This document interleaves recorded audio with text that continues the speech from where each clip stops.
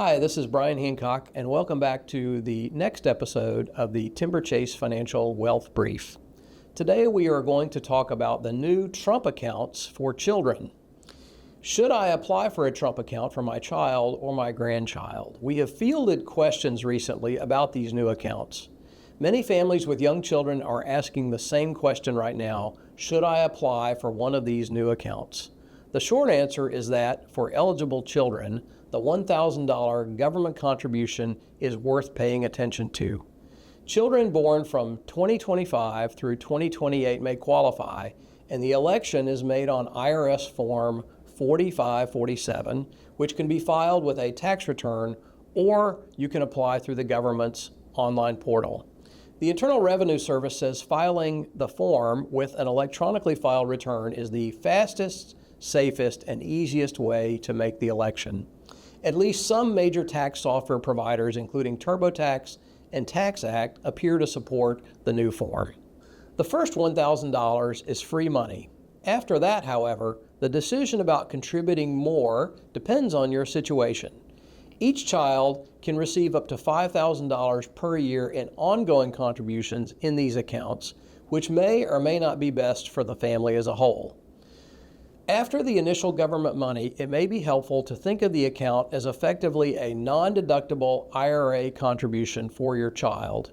The IRS's instructions say no deduction is allowed for contributions to a Trump account during the child's growth period, and after that growth period, most of the normal traditional IRA rules generally apply. In other words, after the free money, this is not a Roth account. It is closer to a non-deductible traditional IRA that may later be converted to Roth if that makes sense at the time. This means that, like the non-deductible IRA, the basis can be withdrawn without paying tax, and when it comes time to convert to a Roth, the basis can also be converted without tax. But the earnings, if withdrawn or converted, would incur income tax at the child's then current marginal tax rate. For some families, a 529 plan may still be the first choice for money earmarked for children. A 529 plan generally offers tax-deferred growth and federal income tax-free withdrawals for qualified education expenses. A Trump account, by contrast, is generally tax-deferred, not tax-free. That is one reason we usually frame this as part of a broader family plan rather than as an obvious first stop after the first $1,000. In addition, a 529 is not necessarily owned by the child, so when the child turns 18, the owner of the account, often the parent, still has control.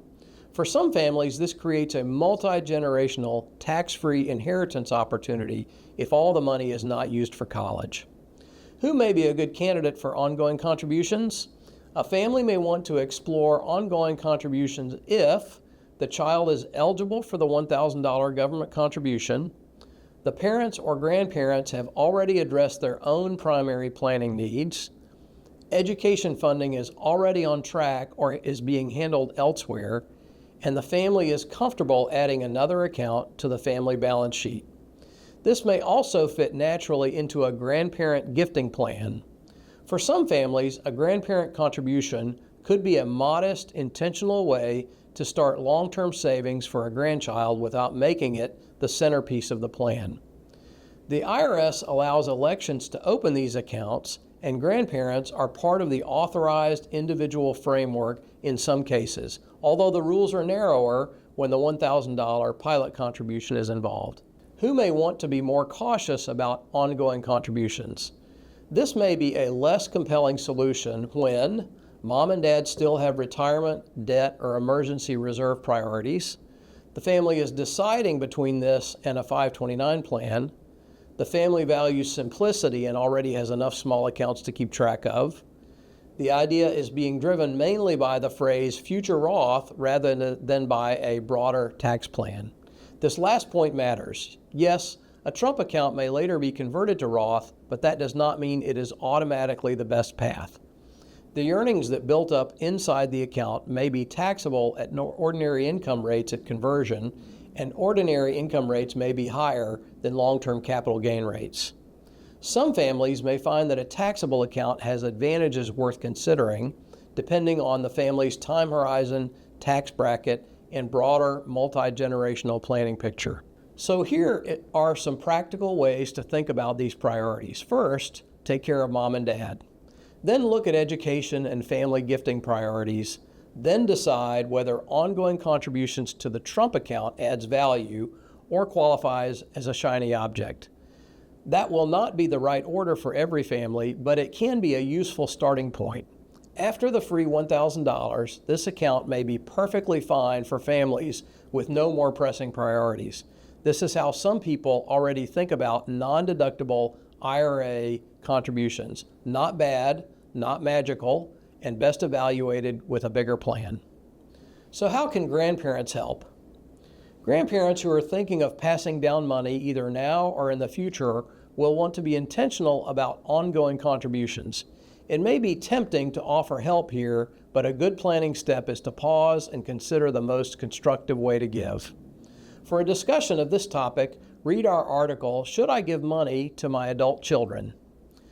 One more practical wrinkle here. As of now, only 2 firms have been announced as being able to custody these accounts. While there may be more later on, as some of the major brokerage firms are openly discussing Trump accounts, the details of this will need to be ironed out. My expectation is that major firms may eventually be approved to hold these accounts, but that remains to be seen. So here's the bottom line. For eligible children, the $1,000 government contribution makes these accounts worth a look. After that, the decision becomes more contextual. For some families, especially those already on solid footing and looking for another intentional gifting tool, a Trump account may be a reasonable add-on. For others, a 529 plan, a taxable account, or simply keeping the family balance sheet cleaner may be the better fit. The real question is usually not, can we do this? It is, where does this belong in our overall plan? If you would like to explore whether a Trump account fits into your family's tax, gifting, or multi-generational planning, please give us a call. Thanks for listening.